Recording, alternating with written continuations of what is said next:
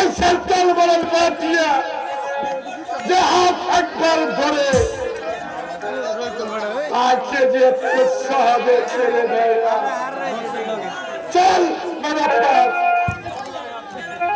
তোর জোয়ানো চেল আমি জিন্দগি চলে খতম করে দিব। আর বলবে তোকে আমি হত্যা করবো সরকার।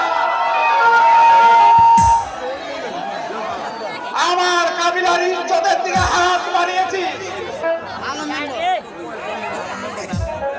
তুই, আমার মাথায় হিংসা দিয়েছিস, তাই তোর